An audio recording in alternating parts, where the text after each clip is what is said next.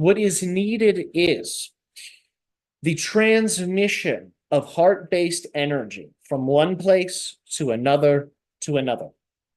If we were to tell you to focus on something, it would not actually be a type of image. It would be a type of action. We would encourage you to travel. We would encourage you to go to places where those whom desire collective goodness gather. We would encourage you to go to the earth chakras and to bring those desires of peace, of positivity, of love to those energy centers and to perform exercises, perform rituals, ceremonies that really channel that energy into the center and bring a piece of that place home with you. And you'll find you build a network. The network will connect your home to this spiritual place you have gone to.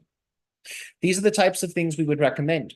Just as animals migrate naturally, humans are meant to do the same thing. But because of the lifestyles many of you build, you feel you cannot travel. So you ignore the impulse, yet it is there. We would encourage you, focus on traveling, focus on ways that allow for you to bring that energy you're cultivating to areas that will receive it very well, that will strengthen it, that will amplify it, and that will allow for you to experience more of it. Before you know it, synchronicities that you experienced in the spiritual location will follow you home.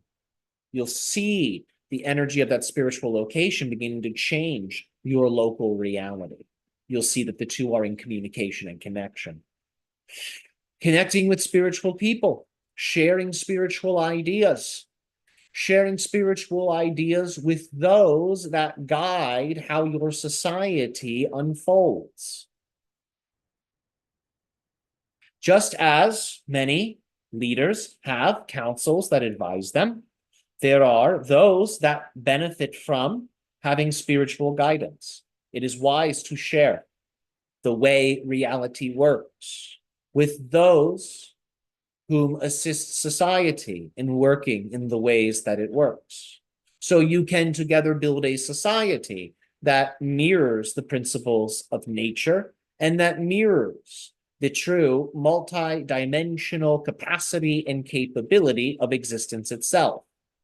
So remember, heaven on earth is also the redesigning, the reimagining of various structures, letting them become powerful, but in a way that mirrors your own personal power. So that way the power never overextends itself. If those within an organization have a positive, healthy relationship with their own personal power, the way the organization uses power will be entirely benevolent. Do keep this in mind. These things are important because someone whom has total control of their personal power has superior intelligence. They will make choices that will thwart disasters, that will thwart attacks, that will thwart things that would otherwise divide a lesser unified group. But because of their unity, because of their connection, because of their personal relationship to their own power, they know how to operate as a holistic unit, a holistic system. So focusing on a healthful relationship with personal power on the inner psychological level, this is what we would advise. Because if you truly feel your power, you will do things you would otherwise not do. You will experience and channel versions of yourself you would otherwise not access. And when you say yes to your personal power, you are really saying yes to your path, and you're turning on your ability to strategically and playfully move forward on your path.